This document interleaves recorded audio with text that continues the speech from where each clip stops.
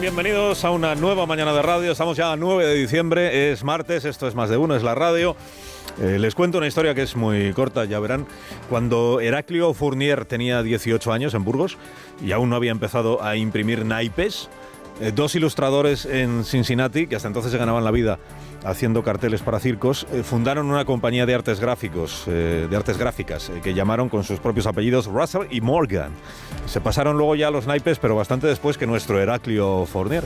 Pero fue tal el éxito de estos de Cincinnati que sus barajas pronto se convirtieron en las más demandadas en Estados Unidos, y de hecho su empresa se convirtió en el mayor fabricante de naipes de aquel país. Durante la Segunda Guerra Mundial, el ejército estadounidense recabó la colaboración de estos fabricantes de naipes para una misión muy especial. Había que proveer de barajas a sus soldados en Europa y en el Pacífico para que estos pudieran jugar al póker y para que aprendieran a distinguir los aviones enemigos de los amigos. ¿De qué mejor forma de familiarizarse que con las cartas con las que juegan todos los días? Entonces cada uno de los palos era una nacionalidad. Las picas eran los aviones estadounidenses, los corazones, los británicos, los diamantes, los alemanes, y los tréboles eran los japoneses. Y en cada carta aparecía dibujado el perfil y el frontal de un avión, tal como se vería en el cielo a una cierta distancia desde el suelo, de manera que los militares en tierra pudieran saber cuándo debían abrir fuego antiaéreo y cuándo no debían abrirlo. O sea, era una manera de combatir el extendido problema que arrastraban los ejércitos de confundir amigos con enemigos y cargarse a los que no eran. Barajas de naipes contra el fuego amigo. Este concepto del fuego amigo empezó naturalmente entre militares mucho antes de que se hiciera lugar común en otros ámbitos, singularmente en uno, que es la política.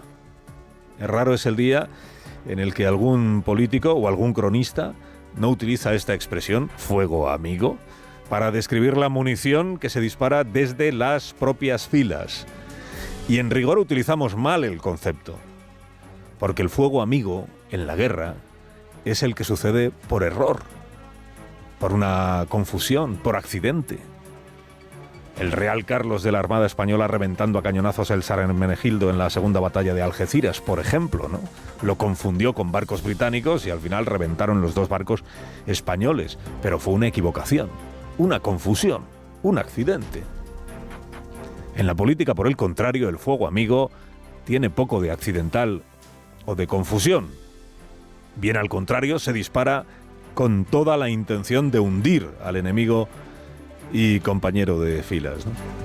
La última prueba la tenemos a la vista estos días. La munición contra Paco Salazar la dispararon, y la dispararon con acierto, las mujeres que le habían sufrido en la Moncloa y que militan en el Partido Socialista.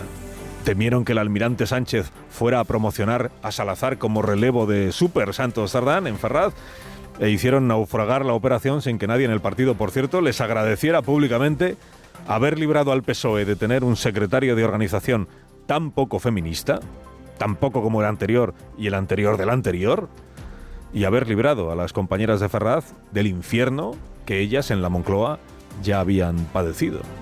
Nadie se lo agradeció públicamente.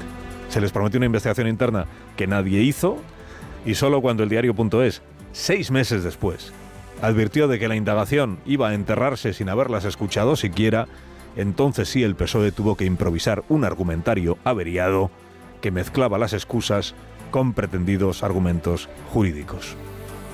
La mancha se ha ido extendiendo. Hoy el Consejo de Ministros va a destituir de su cargo en la Moncloa al director de Coordinación Política, un ciudadano de nombre Antonio Hernández, señalado por las mismas mujeres que sufrieron a Salazar como el monaguillo de este.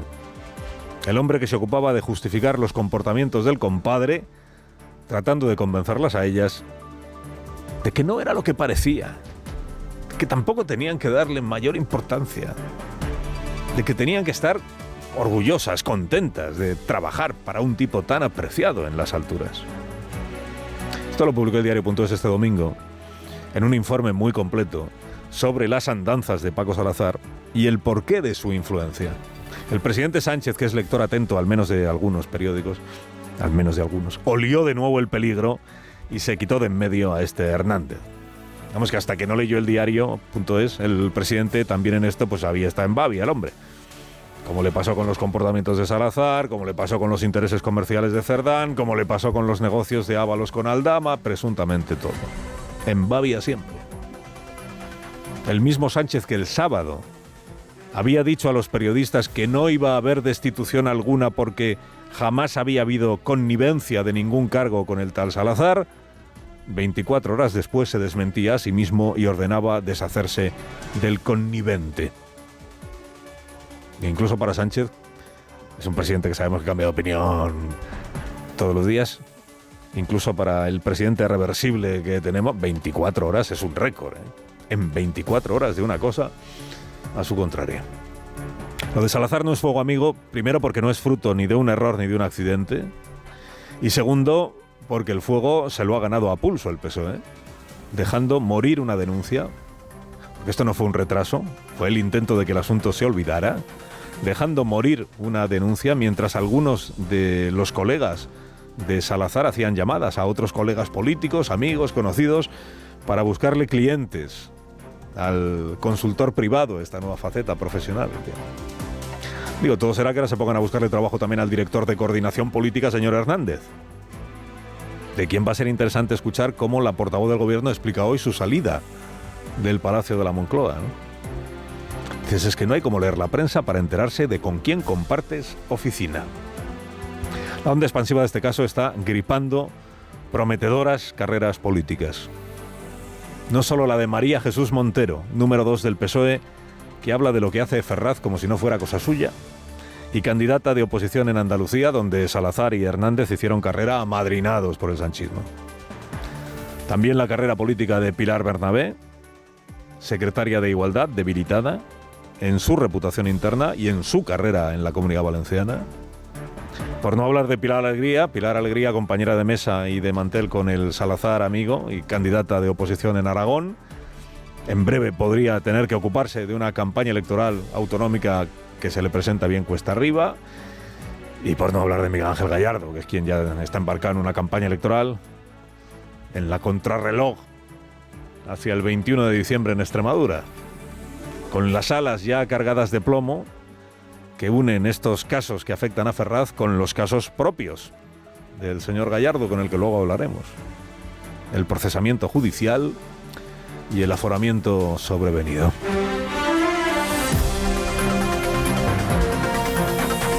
Están convocados a la huelga hoy los médicos de toda España, veremos con qué grado de éxito.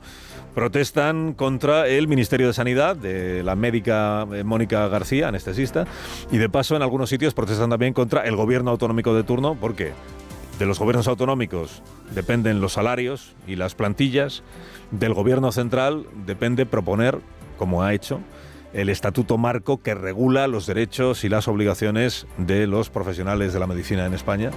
Propuesta de estatuto marco que lleva la firma de la ministra García. La huelga de hoy la convoca la Confederación de Sindicatos Médicos y en Andalucía el Sindicato Médico Andaluz. Luego en algunas regiones no convocan esta huelga de hoy, pero sí la apoyan UGT y comisiones obreras, que a su vez tienen convocados sus propios paros de todo el personal sanitario para mediados del mes que viene, del mes de enero. La ministra Mónica García se grabó un vídeo para explicar a sus colegas, los médicos, las bondades de su propuesta. Lo hizo en este estilo tiktokero, que ahora arrasa entre los ministros. Lo que pasa es que este vídeo dura 3 minutos y medio, que para TikTok parece que es eterno.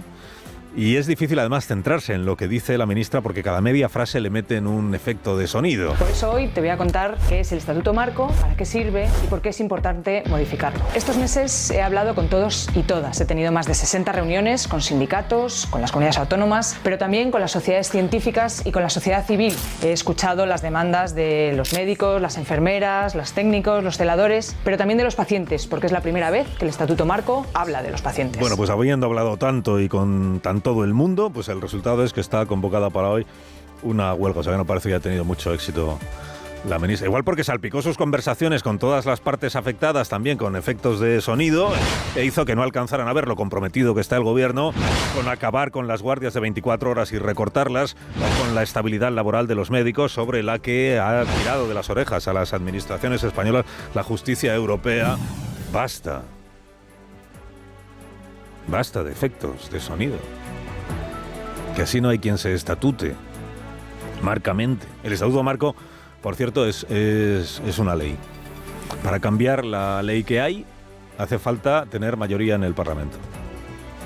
Lo digo porque esta misma ministra declaró este fin de semana al diario El País, de la huelga y del Estatuto Marco no dijo nada, pero de otras cosas sí, declaró que va a derogar la ley que permite la gestión privada de la sanidad pública, el rebufo del caso del Hospital de Torrejón en Madrid, que se vaya preparando Díaz Ayuso, ¿no? Título en primera página del periódico. Vamos a derogar la ley que permite el modelo del Hospital de Torrejón.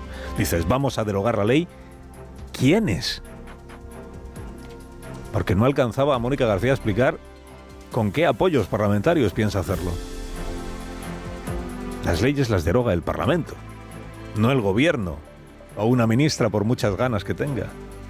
Y ahora mismo, al gobierno, la mayoría parlamentaria es lo que más se le está resistiendo. Escuchas a Alsina en Onda Cero. Dirección de sonido, Fran Montes.